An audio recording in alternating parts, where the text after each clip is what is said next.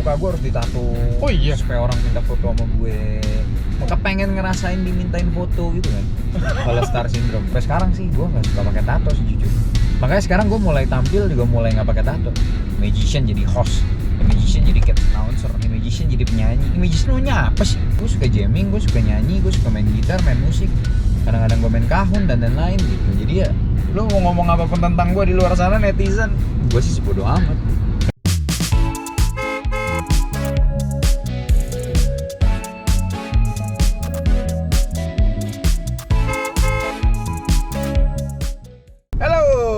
Jaktar di sini. Sekarang balik lagi ke segmen ngebungkus. Hari ini kita ngebungkus Kokoro Medal. Cucu-cucu dibungkus. Kan biasanya kalau cowok-cowok yang ngebungkus. Ya, ini giliran yang dibungkus. Cucu-cucu yang dibungkus. Tapi gue penasaran nih, kok lu masih aktif nggak sih di dunia sulap? Karena kan banyak banget yang kenal lu awalnya dari dunia sulap. Kalau aktif sebenarnya gue masih aktif ya. Cuman emang permintaan di dunia sulap, demand-nya pasar sulap yeah. ya, lagi nggak segede dulu aja. Okay. Cuman kalau ditanya masih aktif, karena gue tidak pernah kayak gue mau fokus A, gue tinggalin B. Gue nggak pernah gitu. Jadi gue tetap sulap ya tetap sulap. Contohnya kayak ini konser Euro, gue tetap main sulap. Oke. Terus kayak grand finalnya dangdut di Indosiar dan lain-lain gitu misalnya, gue tetap main sulap. Oke. Tetap kok. Tapi lu mulai sulap tuh tahun berapa sih kok sebenarnya? Gue mulai sulap itu dari gue SMA. Jadi kurang lebih tahun 2006. Kemudian 2008 kan gue mulai juara nasional. 2009 gue mulai masuk The Master ya kalau nggak salah. Oh 2009 The Master ya? 2009 Karena The Master. Gue inget banget tuh zaman The Master. Acara yang hype banget di TV nasional. Sulap yang sebenarnya orang jarang nonton, nggak kepikiran, tapi bisa jadi acara yang seru banget. Baru di RCTI itu tuh acaranya. Iya. Dan itu pertama kalinya sulap bisa seheboh dan sebesar itu setelah Impresario zaman dulunya lagi ya. Oh, tadinya ada Impresario namanya. Impresario itu dulu lahirnya Deddy Corbuzier, lahirnya Dwi Montero tuh di acara itu. Habis itu tenggelam lama sulap sekian 10 tahun lah, mungkin 10 atau belasan tahun gitu. Kemudian baru lahirlah si The Master yang membangkitkan sulap. Dan di hari itu pesulap tuh rasanya kayak rocker kalau di luar negeri.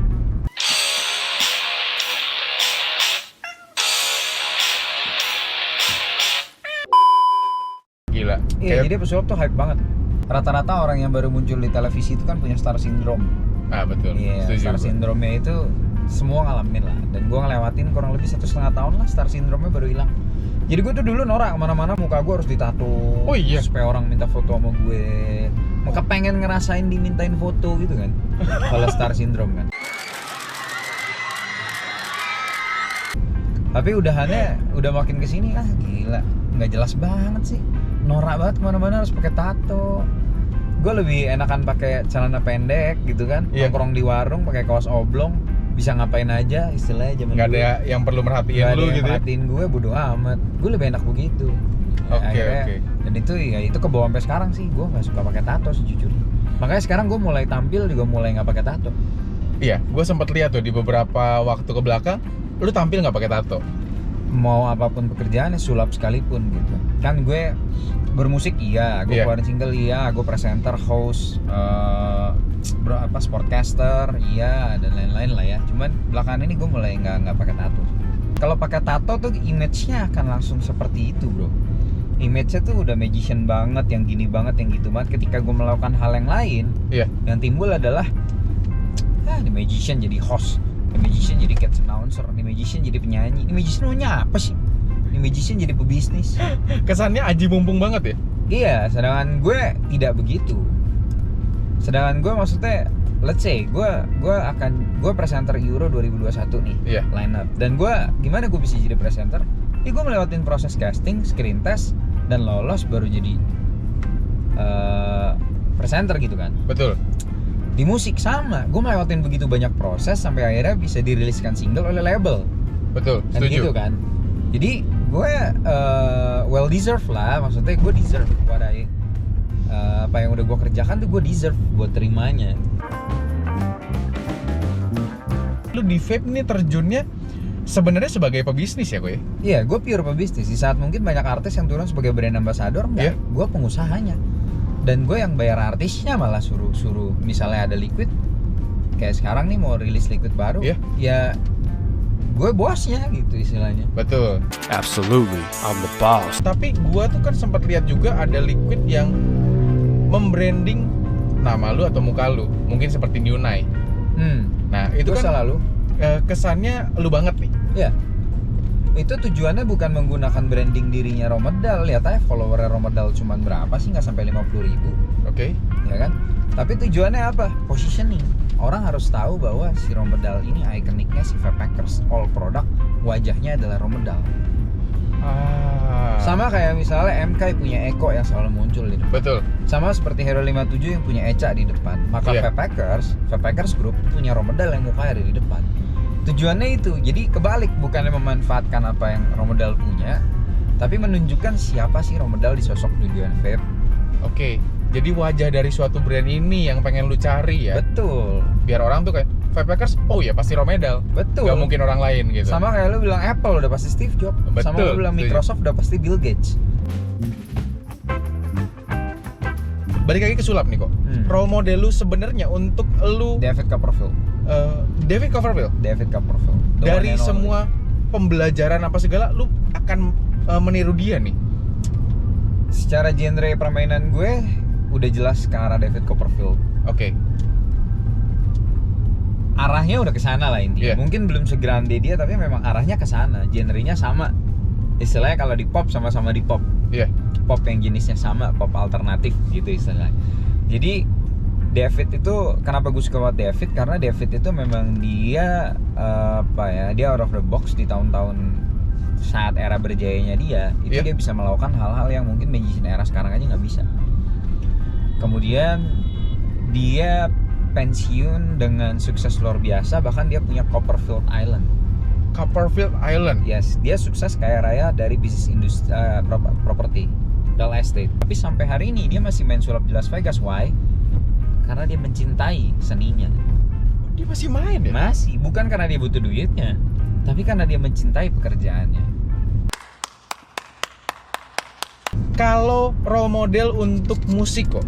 Role model musik gue, sejujurnya ya gue ngefans banget sama Ariel Peter Pan. Dari masih Peter Pan. Dari masih Peter Pan. Gue suka banget sama Ariel. Tapi kalau untuk era yang sekarang, menurut gue salah satu vokalis yang keren banget menurut gue adalah Randy Pandugo. Randy Pandugo. Randy menurut gue keren banget. Tapi dia belum ngeluarin album-album baru lagi ya kalau nggak salah. Dia udah banyak sebenarnya dan udah banyak banget singlenya, banyak banget. Iya.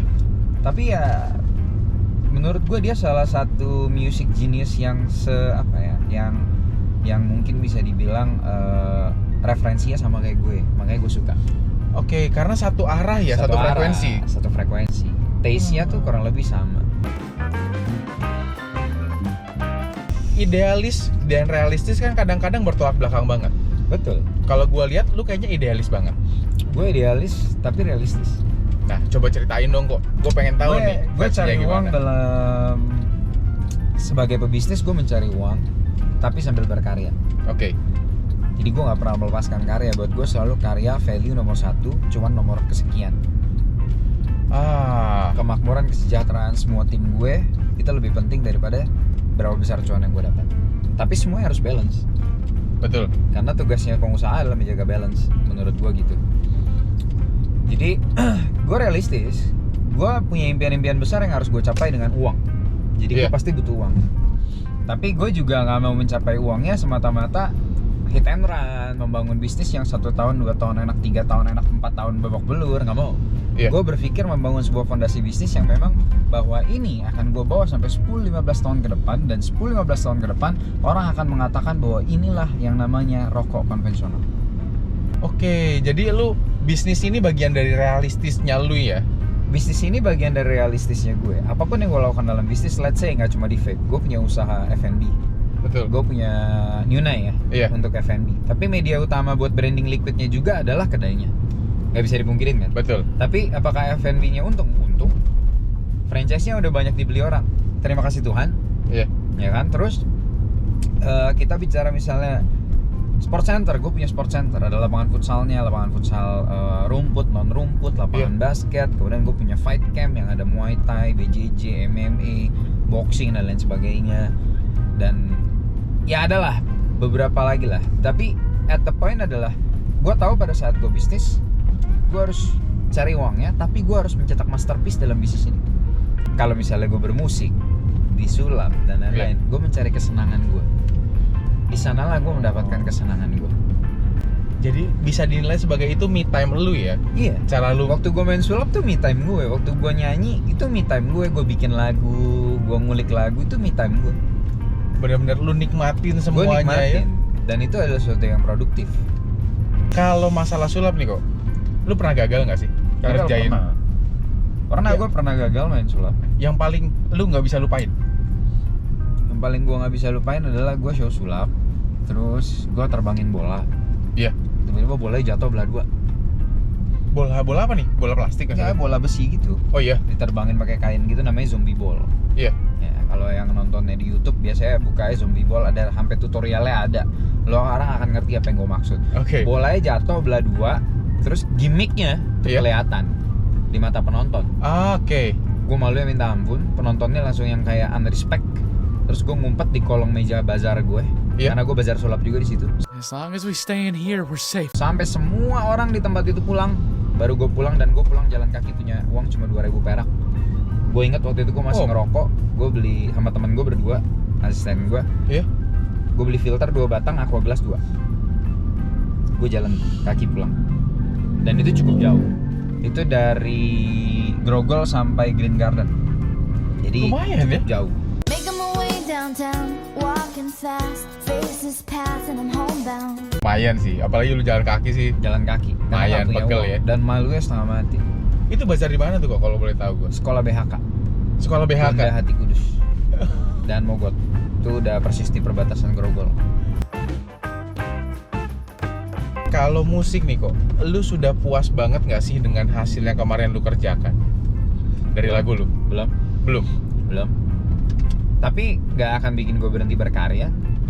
Dan gue tuh nggak, ya kalau teman-teman sekolah gue atau teman-teman gereja gue dulu tahu bahwa gue worship leader bertahun-tahun. Oh, lu sempat jadi WL juga bertahun-tahun? Iya, gue WL bertahun-tahun. Terus gue main musik ganti-gantian. Minggu ini gue main drum, minggu depan gue main gitar, minggu depan gue main bass dan lain sebagainya. Jadi kalau misalnya dibilang Aji mumpung main ke musik, no man. Gue bikin lagu gue sendiri, gue aransemen juga campur tangan gue. Iya. Ya kan, jadi gue memang mendirect semuanya. Ya udah, emang gue musisi. Dan kalau malam-malam di cafe temen gue suka jamming, gue suka nyanyi, gue suka main gitar, main musik. Kadang-kadang gue main kahun dan lain-lain gitu. Jadi ya udah, kalau lu mau ngomong apapun tentang gue di luar sana netizen, gue sih sebodo amat.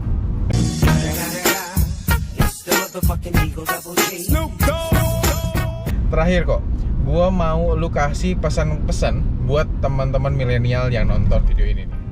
Apapun yang lo lakuin dalam hidup, kalau ngomong milenial ya, apalagi orang-orang milenial itu terbiasa berpikirnya gimana ya. Intinya gini lah, tidak pernah salah untuk berpikir besar, Oke. tapi jangan lupa bahwa lo harus selalu melakukannya mulai dari hal yang paling sederhana, dari hal yang kecil, dan lakukannya secepat mungkin. Jadi kalau singkatnya, think big, start small, move fast. Banyak orang think big, start big, move Slow. slow. Atau malah nggak ada move sama sekali ya? Iya, circle, muter, mikir, nggak kelar-kelar. Nanti kalau gini gimana? Nanti kalau gini gimana? Nanti kalau gini gimana? Padahal orang-orang sukses itu belajar dari kesalahan. Mikir konsep tapi nggak eksekusi, ya buat apa juga kan? Iya, dan kalaupun lo gagal ya udah, anggap aja jatah gagal lo lagi lo habisin. Apalagi kalau lo masih muda, habisin nih jatah gagal lo dari sekarang. Gua setuju banget tuh. Itu kata-kata yang harus didengar sama milenial. Iya. Karena mereka kan sekarang pengen punya duit tapi kerjaannya rebahan. Iya. Gimana ceritanya? Ini zaman IT bos, kita kerja dari rumah bos, kita gini, kita gitu, gini. Jangan juga jadi orang yang terlalu pintar lah bro. Terlalu pintar tuh kadang menyesatkan. Makanya gue selalu punya pendapat kalau semua yang berlebihan tuh nggak pernah baik. Apapun itu jenisnya. Termasuk nikotin. Betul.